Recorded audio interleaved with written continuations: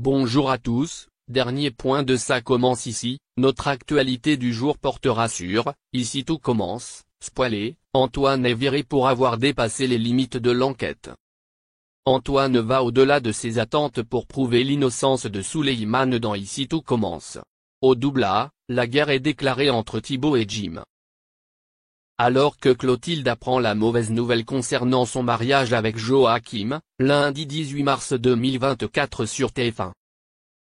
Dans l'épisode Ici tout commence, prévu le lundi 18 mars 2024 à 18h35 sur TF1, Antoine, Frédéric Diffenthal, et Pénélope, Laurence Fassellina, discutent avec Souleymane lors d'un appel vidéo. Son père lui a parlé du mensonge de Tom à propos de Pénélope. L'étudiant devient alors leur principal suspect. Souleymane, Dembo Camilo, est sceptique. À la fin de leur conversation, Antoine promet de tout faire pour l'innocenter. De son côté, Pénélope ment à Billy, Margot Kemby Aguilar, sur sa réconciliation avec Antoine.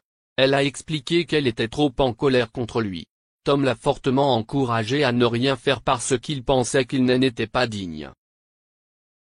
Plus tard, Billy confie à son ami que Tom Darmon, est actuellement stressé et semble distant.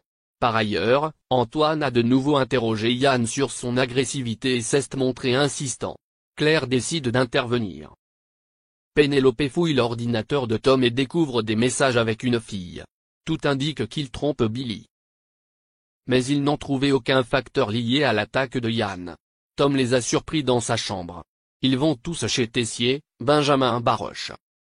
Ce dernier demande à être laissé seul avec Antoine. Emmanuel ne l'a pas laissé se justifier et n'a plus reconnu son adjoint. Il décide de suspendre Antoine de ses fonctions. Merci d'avoir regardé et à la prochaine vidéo. N'oubliez pas de vous abonner à notre chaîne. En attendant, dites-nous ce que vous en pensez dans la section commentaires ci-dessous. Au revoir. La cérémonie des Césars approche à grands pas, tout le monde se demande si Illusion perdue remportera le trophée de la catégorie meilleur film. Nul doute que la performance du casting ainsi que celle du papa de Julie y seront pour beaucoup.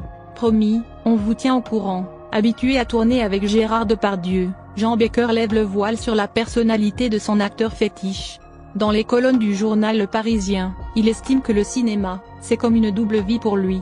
Non seulement, il adore jouer, mais en plus il s'investit à 100% pour que le scénario devienne une réalité. Qu'on l'aime ou qu'on le déteste, force est de constater qu'à chaque fois, il crève l'écran. Or, une fois que les caméras s'éteignent, son côté obscur reprend rapidement le dessus. Mais pourquoi a-t-il autant de mal à faire la part des choses? Interrogé par nos confrères, un ami proche raconte qu'il le sait mal dans sa peau. Comme pour confirmer ses propos, Gérard Depardieu tient un discours incroyable à Yann Barthès.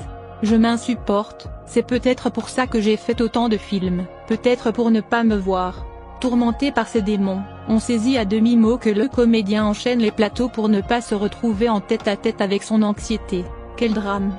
Pourquoi tant de rejets face au quotidien? Il n'a pourtant plus rien à prouver et a réussi sa carrière.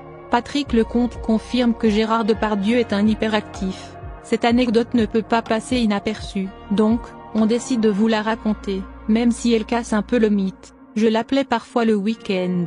Il me disait vivement demain qu'on tourne. Accro à l'adrénaline qui se dégage d'un plateau, l'acteur a la sensation d'étouffer chez lui et cogite sans doute trop sur l'après. D'ailleurs, ce n'est pas pour rien que Patrice Lecomte l'a choisi pour interprétant le mythique commissaire cher à Georges Simenon, son désenchantement, sa lassitude parfois, sa mélancolie. Raconte aussi beaucoup sur Gérard Depardieu. Du reste, sur les ondes d'Europe 1 et face à Philippe Vandel, voici comme le réalisateur aime définir son héros. Grand gaillard cabossé et tendre, hanté de manière indélébile par la tragédie liée au décès fulgurant de Guillaume, il a l'impression que le quotidien lui échappe, et pour cause.